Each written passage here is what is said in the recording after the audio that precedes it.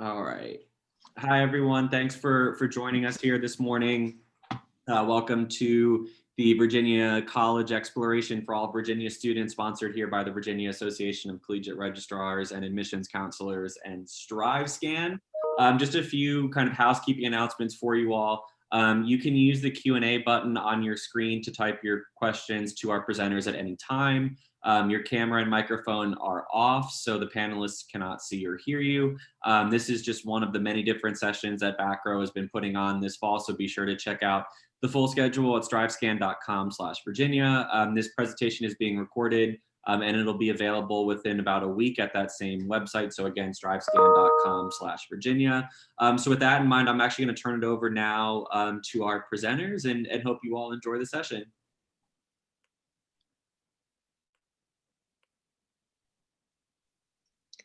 Great, thank you so much. Thank you everyone for being on this webinar to find out more about the benefits of studying in the United Kingdom. My name is Jackie Christopher. I'm the Regional Manager for University of Roehampton in London. Hi guys, thanks so much for joining. My name is Jason Vine, the Senior International Officer with the University of Glasgow based in Washington, DC. And my name is Abraham. I am the International Officer for the Americas at Goldsmiths University of London, and I am based in Brooklyn. Yep, thank you so much everyone for coming on. We all are based in the US, so if you have any questions at all, you can always email us or call us after this webinar. And we're going to go through all the benefits of studying in the UK. It's going to be about a half an hour session, and then we're going to go into question and answers. So if you have any questions along the way, please feel free to add that into the question box at the bottom of this presentation, and then we'll be able to answer your questions later on. But, let's go into why study internationally, why study in the UK, what makes the United Kingdom unique. So studying internationally and studying in the UK, the great thing about us, about the UK, is that you have early degree specialization. So it's perfect for students who really know and understand the program, the subject that they want to go into. You really specialize in the subject. So if you're the type of student who's really not sure what they want to do, or they want a more of a liberal arts approach, we'll talk about that later and go more into this presentation, what's the best fit for you. All the degrees are recognized globally. The UK is known for reputation for world-class research, and it's recognized by employers and academics worldwide. You will be surprised how affordable the UK is, so we'll talk about that later. And it's a gateway to explore new regions and countries. The UK compared to the US is much smaller, probably as big as Texas, but it's very close. You can get to Paris in 2 hours by train. You can get to all these different countries very, very easily, only a few hours by plane. So you'll be able to travel and explore while you're over there, very easy and very cheap. We'll talk about that later. But it really is for the type of student who's very independent, socially and academically. And we'll also talk about that later. So the UK, right? There's 4 countries with distinct cultures. We have England, Scotland, Wales, and Northern Ireland. And there really is a taste for every type of student. The cultures, they're so robust, and they each offer something very unique and different for each type of student. But you can really go into, any type of university, location. So really take a look and see, can you see yourself within a city? Can you see yourself in the suburbs and like a quintessential British town? So there's a lot to choose from, but also just kind of think about, do you want to be close to an airport? Do you want to have a very lively campus? Do you would rather be by the coast, by the beach? So just some areas of the UK to think about is they do have larger cities outside of London, ranging from, London itself has more than 8 million people. And so London is very international, very robust. But there's also larger cities that aren't as big as London, but are still very international and fun. So there's other cities that are large, and they range from 450,000 people to 1.2 million people, such as Birmingham, Manchester, Liverpool, Sheffield, Glasgow, Leeds, Edinburgh, Cardiff. There's also options for mid-sized cities, which is roughly over 230,000 people, such as Coventry, Newcastle, Southampton. Or if you're looking for a smaller type of city / town, these are usually like the quintessential British towns that you see in a lot of pictures, such as Winchester, Bath, Durham, Canterbury, and so forth. So like I said, there's so many options to choose from when studying in the UK. Of course, there's London.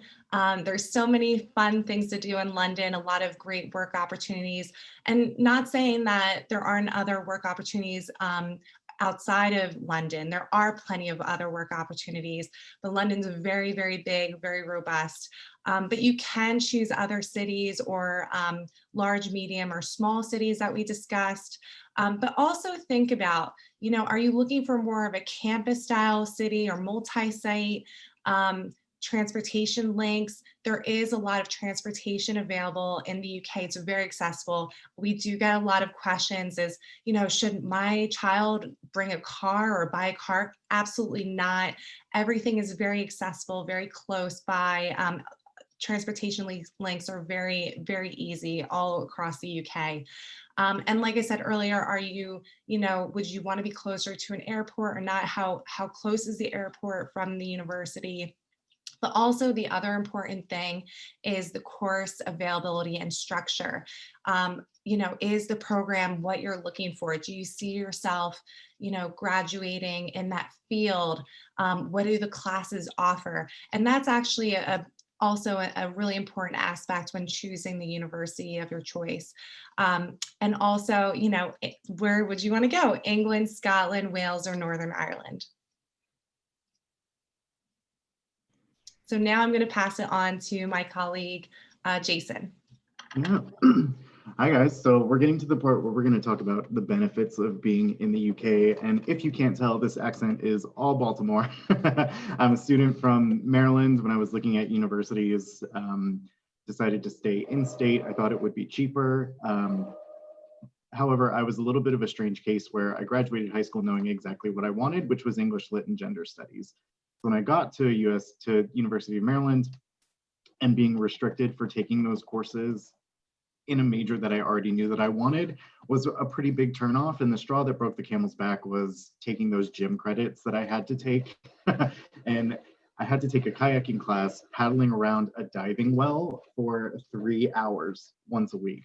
How that contributed to my education, I'm still very confused. And it cost me about $900 that I had to do that. So when you're talking with students about what types of degrees, even though the UK has on offer the ability to specialize where there are no liberal arts education curriculums, students have the opportunity to only study the degree that they're looking for. And there's two different methods that they can really do that. So within the UK, there's the English, Welsh, and Northern Irish system, which is a 3-year undergrad degree.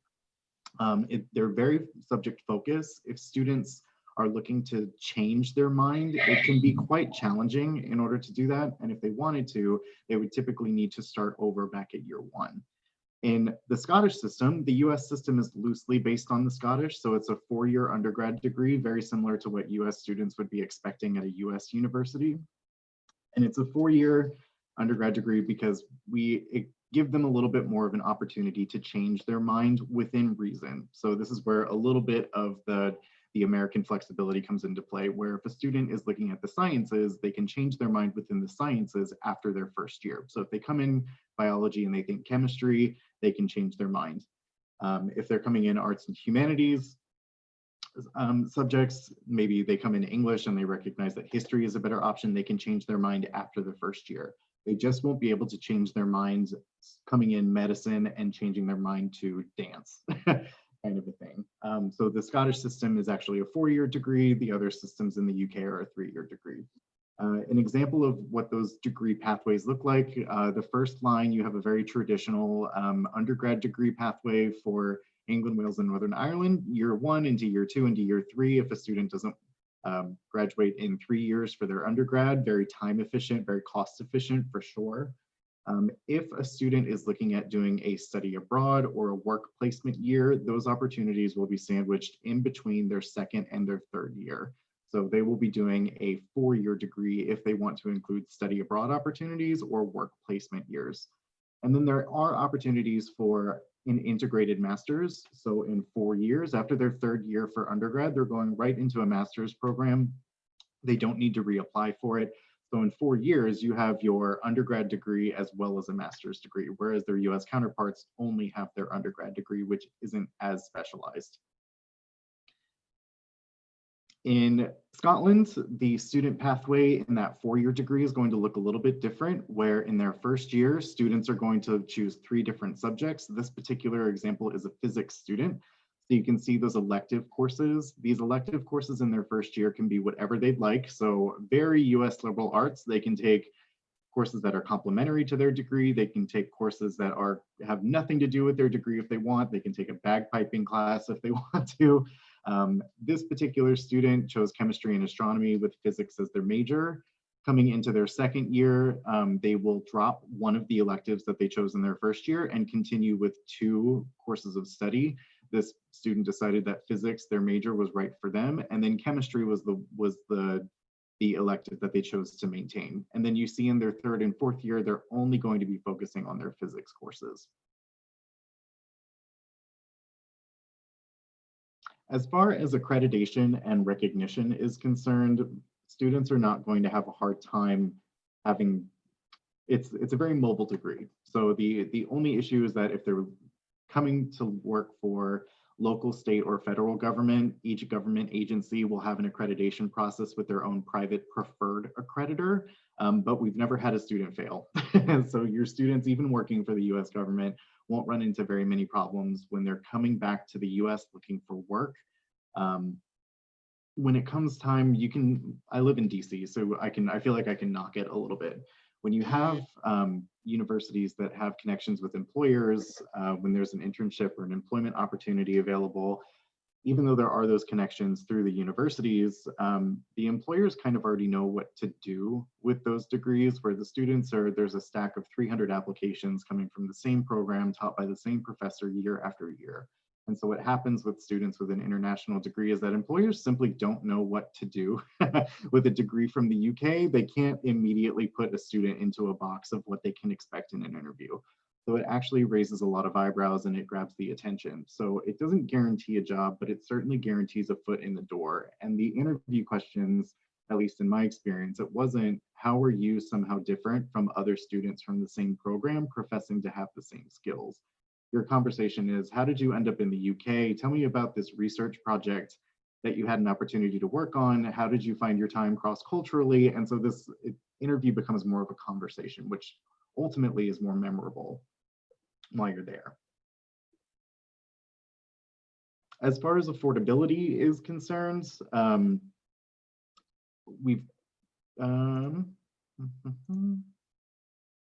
we are. Affordability. So for me, for instance, I started at the University of Maryland. I'm from Maryland. It was in-state. I thought that it would be a little bit more cheaper to stay. And unfortunately, that wasn't the case in my particular opinion. UK universities are very competitively priced, especially if your students are looking at going out of state. Typically, UK universities are a fraction of the cost for out-of-state tuition. In-state options can sometimes give us a run for our money. But especially if you're looking at doing a 3-year degree for undergrad, you have an entire year of cost savings to factor in. Most UK universities are FAFSA registered, so we have our own FAFSA code. Any kind of student loans that students are planning to take out to help cover the cost of education come right over, just like they would with a US university, as well as the GI Bill. If any students have access to the GI Bill, you can also use that to pay for any of the funding. There are a wide range of partial scholarships that are available at a lot of international universities, and it's very common with UK universities in particular for scholarships to be merit-based instead of need-based. With their student visa, kind of helps to take the edge off is that students are allowed to work up to 20 hours a week on their student visa. So that's during term time, during the major breaks. So if they don't want to come back to the US over the summer or over the end of the year holidays, they can actually work up to 40 hours a week. So they can work full time if they want to stay in the summer, for sure. And then health insurance, they won't need to worry about it with the NHS.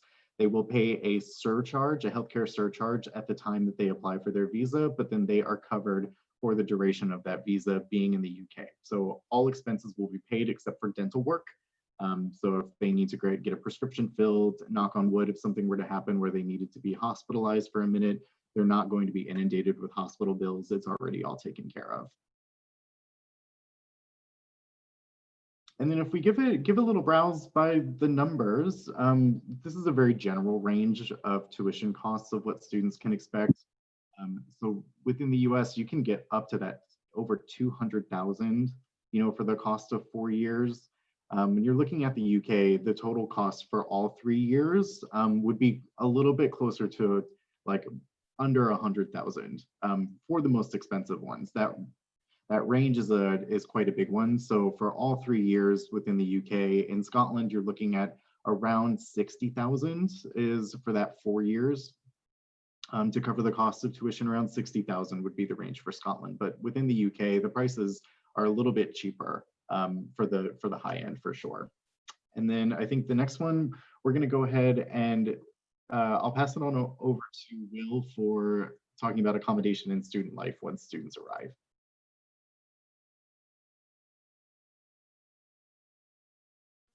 Hey everyone. Question has is where do I live? So different when you're in the UK versus in the US. So it's very normal to have your own bedroom, which is like really insane. You're not used to this concept, but typically you'll have your own bedroom, and a lot of your bedrooms will also have an ensuite bathroom. So it's not really a communal bathroom that you're used to with a US dorm. You're not going to be sharing a room with several other students. It's typically suite style, and you'll share a kitchen and living space with other students. So a lot of universities will also guarantee accommodation for international students, at least in the first year. And you do also have the option to live on or off campus. So unlike in the US, it's never required to live in housing in the UK. It's always an option. You can definitely choose to live in private housing. Many universities will guide you through that process, not find a place for you, but they will at least point you in the right direction and give you a flat.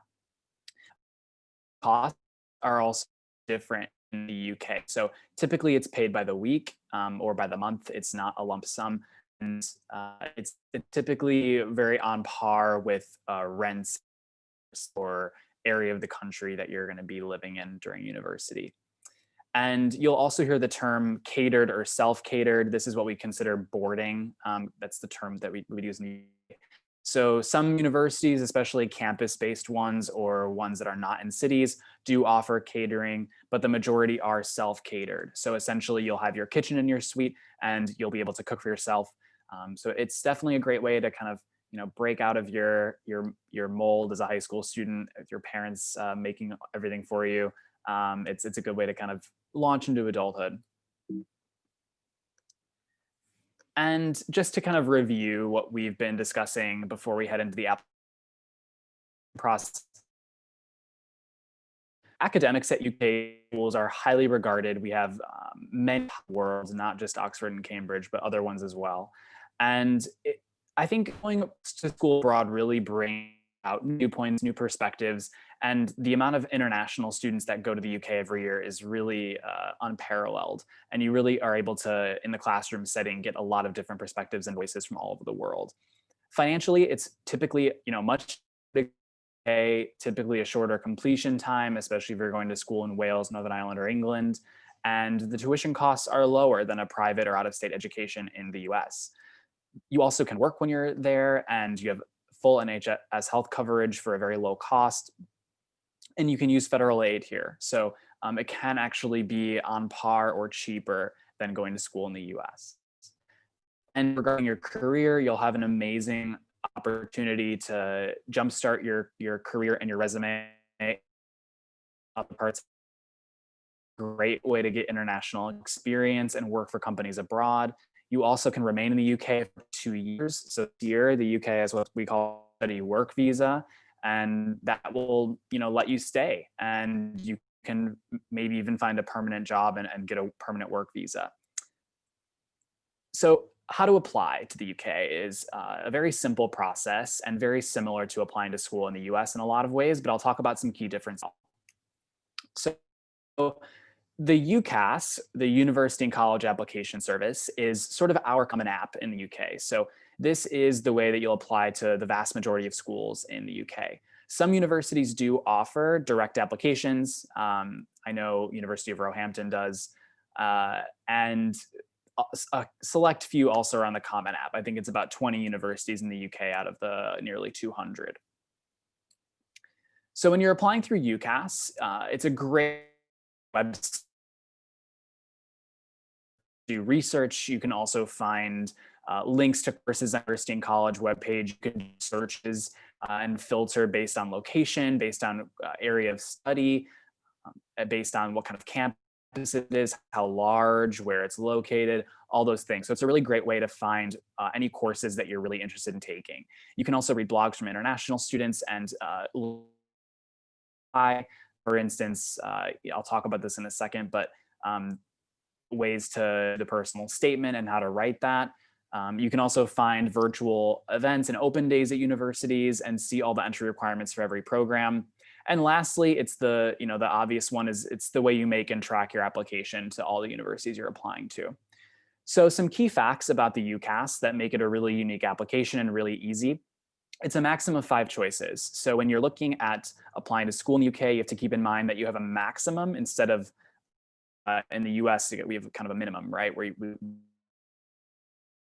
tell you to apply to at least schools. In the UK, it's a little different. So we give you a max course choices. If you remember from the presentation, these are all direct applications. So you're applying directly to a particular program of study, whether it's psychology or English. So there are a few choice restrictions as well. So if you are looking to study medicine, veterinary science, or medicine or dentistry, you have a maximum of 4 choices. And then in the event that you don't get into any of those, you also have an extra. So you can also apply to either Oxford or Cambridge. And the deadlines for these programs are October 15th. The normal priority deadline for UCAS is January 15th, so a little bit after the Common App deadline. It's a very cheap application as well. So if you have only one university you're applying to, it's a £20 cost, or about $26 US. And anywhere between 2 and 5 choices is £25 US. $6 if you apply to 5. So very cheap compared to applications in the US. If you apply by the October 15th / January 15th deadlines and get your applications in on time, you have equal considerations, which basically just means that you'll be able to study in the course you've chosen. If you apply after the January 15th deadline, there's no guarantee that you'll be able to study your chosen course, but many universities do accept applications after January 15th. Entry requirements also can vary by university. So the academics are really the crucial part of the application process in the UK. So universities will publish their clear entry requirements directly on their web pages for each program. And you can also use UCAS to research these entry requirements. But it's good to also just ensure the universities, what they require. The GPA threshold will require test scores, though some have been moving to test optional recently for students from American curriculum. The personal statement is also kind of the bigger departure from your common application essay. So in the personal statement in the UK, we really would focus on your academic qualifications for the program you've chosen. So when you're thinking about writing your personal statement, Keep in mind that it should be very concise, very clear. You only have up to 4,000 characters, so it's 2 to 3 paragraphs. It's quite short. And you should really demonstrate your proficiency in the subject you've chosen, explaining your academic interest. So if you've done any extracurricular activities that are related to your program of choice, that's important to mention. For instance, if you're looking to study journalism and you've been on your school paper or on your school radio station, it's only something you should mention in your personal statement. Okay, or what your career goals are, how university can help you do that. Keep in mind the personal statement will go to all the schools you're applying to, the same statement. So it's important to remember not to include individual university names when you're writing your personal statement. So now we're going to just go into a little bit of information, 90 seconds each for each university, just to give you a little overview, and then we're happy to answer any questions you have. Keep in mind that you can pop your questions into the Q&A.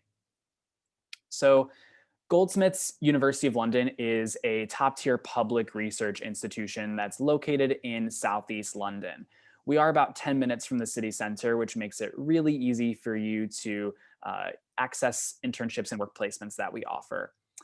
We have a student population of around 10,000, so it's a medium-sized institution, and our populations,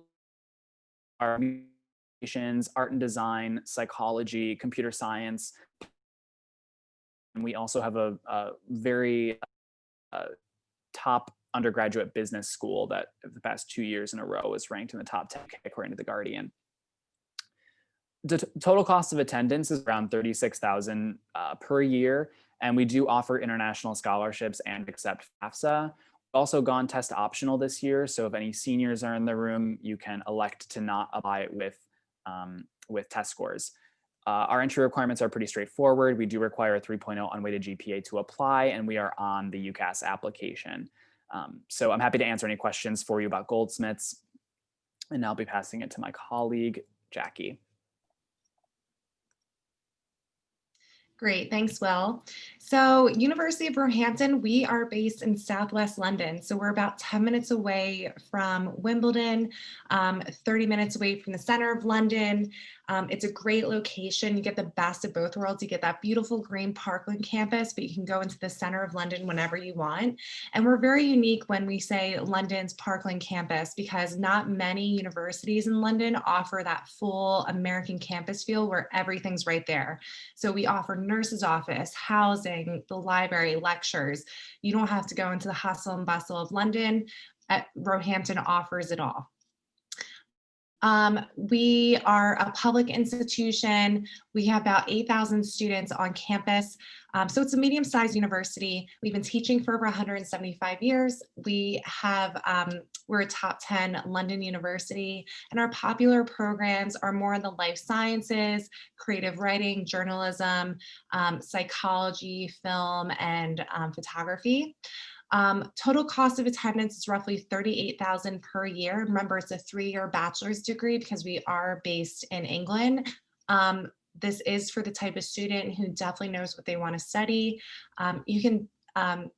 We do offer, you can apply through us through UCAS, or we have our own free online application on our website, and we are SAT, ACT optional. If you want to find out more, please email me at jackie.christopher@roehampton.ac.uk or check out our website.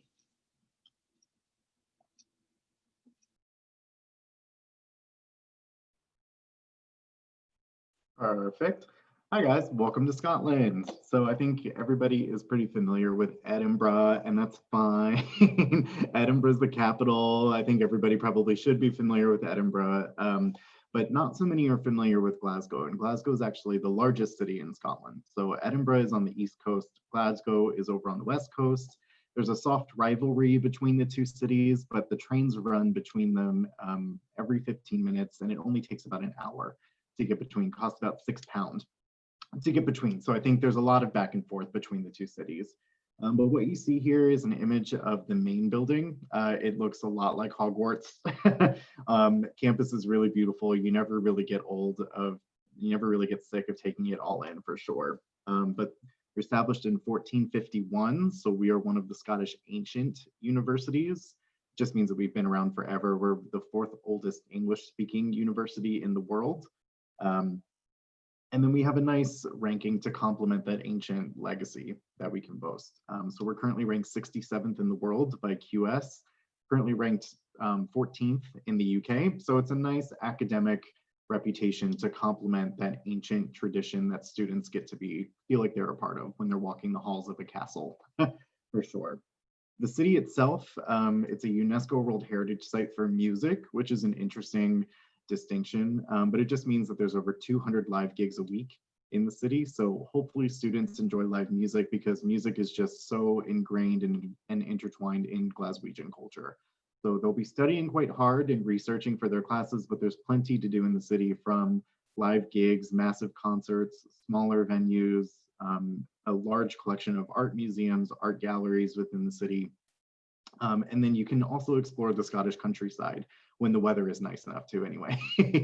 Can't promise that the weather will always be decent, but when it is, people are really happy to go out into the Highlands, go on a hill walk, really take in the unbelievably beautiful scenery.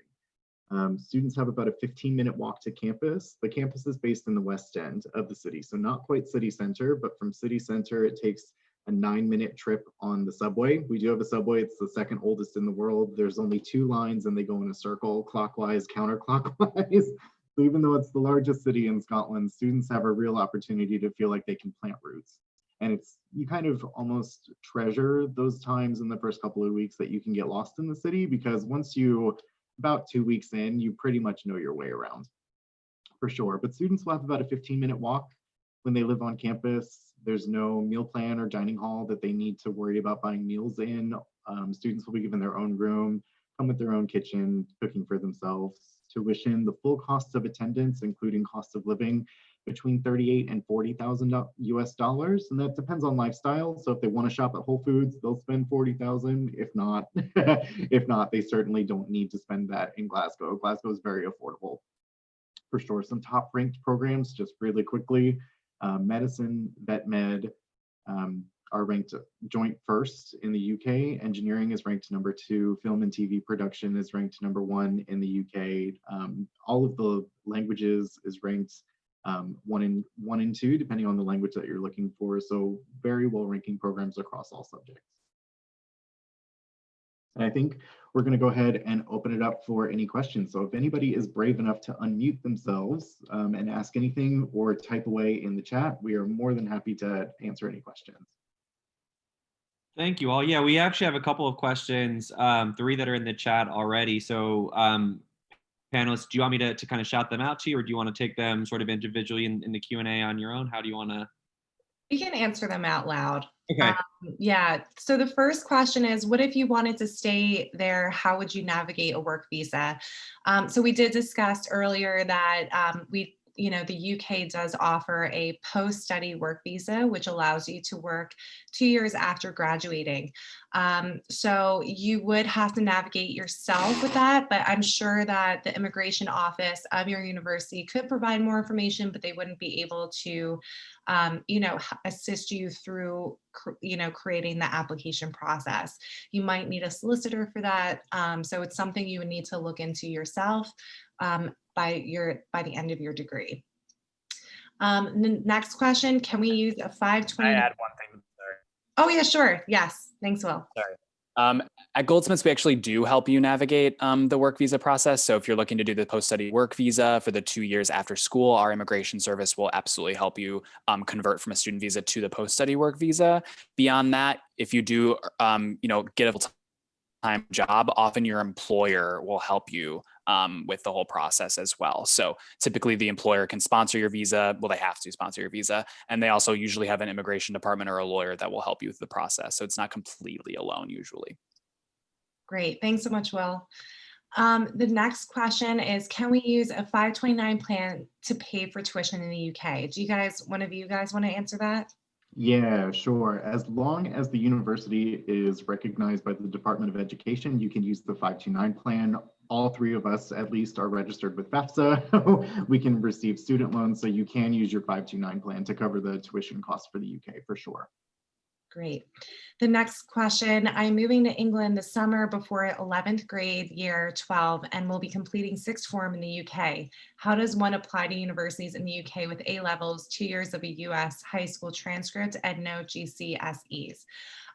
So, you know, as we said, UCAS is kind of like the common app for the UK. You'll be able to still use UCAS to put all your information in and you know, say that you studied in the US for this amount of time, you studied in the UK for a certain amount of time, but just make sure to, you know, if you're in the UK, make sure you do take all the qualifications you need to get into university in the UK if you need to take A levels. And they'll be able to guide you with that, your school. The next question, can you fly back from UA? I'm thinking you're gonna, that's actually a typo and it's US. I'm gonna say it's US. Can you fly back from US to UK? If so, how many times in a year, in a month, or yearly?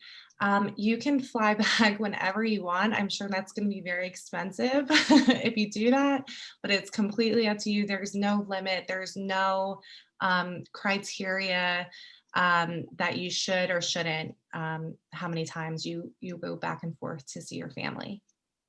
Something to keep in mind, maybe just the, oh, sorry, go ahead. Oh, sorry. I was going to say, like, the more time that you're in the UK, I think that the more times that you want to come back home will change. Like, you might want to come back home after your first year in that summer break, or especially for the end of the year holidays. That's kind of a family time anyway. But when you get to the last couple of years, you might just not need to come back home. You might try to spend your time convincing people to come visit you. I'm sure people will want to come see you. And especially if you want to work in the UK, you don't have to leave the UK if you want to stay over the summer. You know, so if you want to stay, you can work. You know, you don't have to come home if you don't want to. And that's pretty typical with students, to come home a little bit more frequently in the beginning and then to stay a little bit longer towards the end. The next question, you have to have a specific major picked out before you apply. Yes, you do need to have a major picked out for your application. 100%, there isn't just a general degree and then you choose later on. We do recommend that you really understand the subject that what you want to apply for, because you're going to need to explain that in the essay, you know, why you want to come to the UK and study this sort of field. So yes, it's very important to know. All right, is there any other questions or anything else that we can assist you with? Please feel free to type in the question and answer box. We do have 5 more minutes left.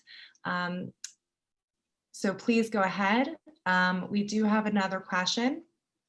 Should you go to a specific type of program for culinary arts?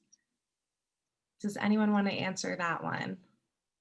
I think the answer is going to be absolutely. So the 3 of us don't offer anything with culinary arts. So you're going to be looking at technical colleges to have any kind of qualification within culinary arts for sure. Great. All right, guys. Well, I think that's the end of the questions for now.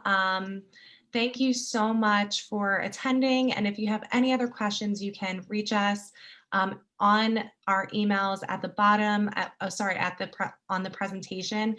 We did just receive another email, which we can answer. Can you double major? Does anyone want to answer that? Yeah, I can talk about joint honors. It's joint honors usually, or dual honors degrees, and that would be like the equivalent of a double major. So typically they're already kind of planned out. So you would apply directly to a program that's joint honors. So for instance, you could do like anthropology and sociology, or maybe journalism and politics, or I don't know, any other examples. A lot of different options, but every university will have these listed as programs of study. Yeah, and just to add to that, just make sure, just do your research when you are looking at the programs to see if they can be they have the dual programs available. It is limited. There are some universities like mine with Roehampton that are limited. But yeah, just do your research. And if you have any issues with trying to find 2 specific subjects, you can always reach out to one of us if you're looking at our universities. And it's also easier to drop a second major than it is to pick one up. So if you're undecided between 2 degrees and there is a double major on offer, go ahead and apply to the double major, just because it'll does you a service later, being able to drop one rather than trying to pick it up. The next question is, what if you don't know what you want to major in? Oof. You might have some issues in the UK. Jason, do you want to answer? Do you have any feedback? Yeah, I think if you're uncertain, I think the best option would be for you to look at Scotland, programs in Scotland, just because there is that 4-year degree structure. However, if you are completely uncertain and have no direction, the UK might not be the best place for you. If you are, at least in Scotland and in most other UK schools, if you know that you're a science student and the path that you eventually choose will be in the sciences, in Scotland, you can change your mind within the sciences. You wouldn't be able to change your mind to an arts and humanities subject, but within the sciences, you can do that. If you know that whatever degree that you eventually choose is going to be in the arts and humanities, in Scotland, you can change your mind within that subgroup of subjects. You just wouldn't be able to change your mind back to chemistry if you came in history. So if you can decide to a point of either a math and science student or an arts and humanities student, Scotland would be a nice pathway for you because it gives you that opportunity to explore and then in that first year. And then once you've made your decision, then you get right into the specifics of the degree for those final 3 years. However, if you're completely uncertain, the rest of the UK is probably not going to be the best fit because there is no first year exploration really involved in English, Welsh, or Northern Irish structures. Though you can sometimes change majors after year 1 if it's within a similar program. So if you're looking perhaps to do like anthropology to sociology, you're usually able to do so in English, Irish, Northern Irish, and Welsh universities, but it really depends on the school. Next question, should you apply through a common app? Does anyone want to take this one? Yeah, I can take it just because Glasgow is on the Common App. Are Goldsmiths and Roehampton on the Common App? Are you guys on it? No. Gotcha. So the best piece of advice that I can give is if you have multiple UK options that you're applying to, please use UCAS. UCAS is a great way to centralize all communication with all of your UK universities. It's all in one place. You don't have to fish through your emails to search for specific university communication. The Common App is really effective for students that are mostly considering US schools, but then have one option in the UK. So if you only have one option in the UK, Common App is fine. The 2 systems do communicate to each other. So any of the 21, there's only 21 universities on the Common App, UK universities on the Common App. Any of the 21 universities on the Common App, if we recognize that you have a UCAS profile and then you've decided to submit a couple of extra applications through the Common App, we automatically eliminate your Common App applications. So you cannot use both systems at the same time. If you have multiple options, please use UCAS. If you have only one option in the UK, Common App is fine. Beautiful. Thanks, Jason. Another question, can you apply to the schools directly not using any app? So for my university and Goldsmiths, right? Goldsmiths? No, okay. No, we don't have a direct application. Oof, okay, sorry. So it depends on the university. For University of Roehampton, we do have our own free online application, or you can use UCAS, but it really depends on the university. I think that's all the time we have.